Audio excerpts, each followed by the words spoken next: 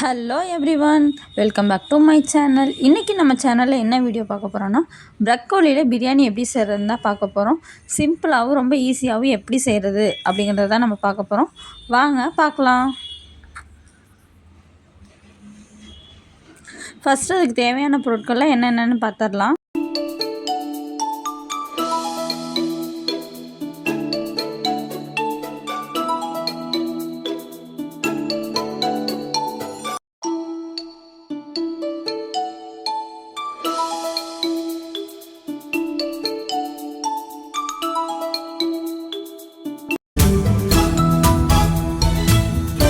நறுக்கி வச்சுருக்கக்கூடிய ப்ரக்கோலி துண்டுகளை சுடுதண்ணியில் போட்டு எடுத்து வச்சுக்கலாம்.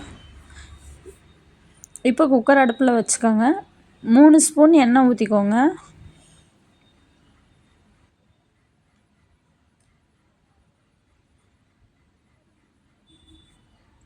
எண்ணெய் நல்லா காஞ்சதுக்கப்புறம் நம்ம எடுத்து வச்சுருக்கக்கூடிய இலை, பட்டை, கிராம்பு, சோம்பு, ஏலக்காய், லவங்கம் எல்லாத்தையும் சேர்த்துக்கோங்க.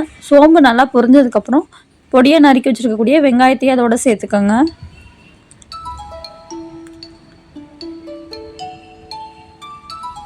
வெங்காயம் கொஞ்சம் லைட்டாக வணங்கினதுக்கப்புறமா 2 பச்சை மிளகாய், கொஞ்சம் புதினா தலைகளையும் சேர்த்துக்கோங்க. இது நல்லா எண்ணெயில் வணங்கினதுக்கப்புறம் நம்ம அரைச்சி வச்சுருக்கக்கூடிய இஞ்சி பூண்டு பேஸ்ட்டை 2 ஸ்பூன் ஆட் பண்ணிக்கோங்க.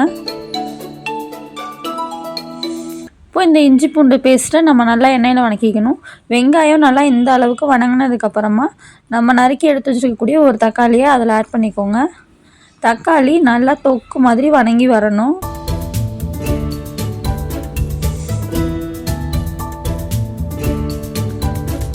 இப்போது கொஞ்சமாக உப்பு சேர்த்துக்கோங்க.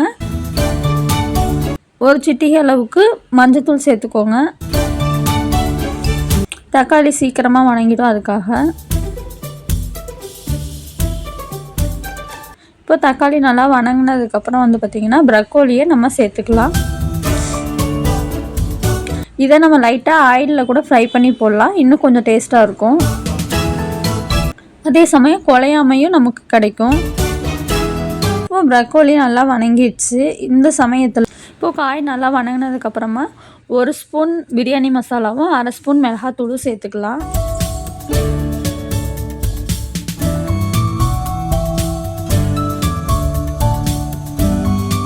நான் 1 கிளாஸ் ரைஸ் எடுத்திருக்கேன், பாஸ்மதி ரைஸ். 1 கிளாஸ் பாஸ்மதி ரைஸ்க்கு நம்ம 2 கிளாஸ் தண்ணி வச்சோம்னா சரியாக இருக்கும். இப்போது இதில் 2 கிளாஸ் தண்ணி ஆட் பண்ணிக்கலாம். தண்ணி நல்லா கொதிச்சதுக்கப்புறமா தண்ணியை நல்லா நிறுத்திட்டு அதுக்கப்புறமா தான் அரிசி ஆட் பண்ணணும்.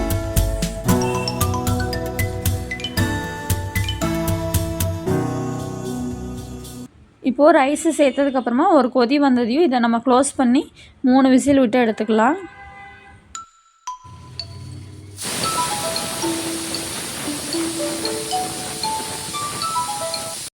ப்ரெஷர் நல்லா அடங்கினதுக்கப்புறம் சாப்பாடு இந்த மாதிரி சைடில் இருந்து கிளறி விடணும். அப்போ தான் சாப்பாடு ஒன்றோட ஒன்று ஒட்டாமல் குழையாமல் நமக்கு உதிரி உதிரியாகவே இருக்கும்.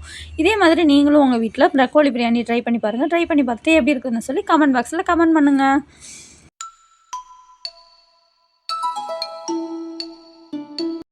இந்த வீடியோ உங்களுக்கு பிடிச்சிருக்குதா? அப்போ மறக்காமல் நம்ம சேனலை சப்ஸ்கிரைப் பண்ணிக்கோங்க. சப்ஸ்கிரைப் பண்ணிவிட்டு பக்கத்தில் இருக்கக்கூடிய பெல் ஐக்கானையும் அழுத்தி வச்சுக்கோங்க.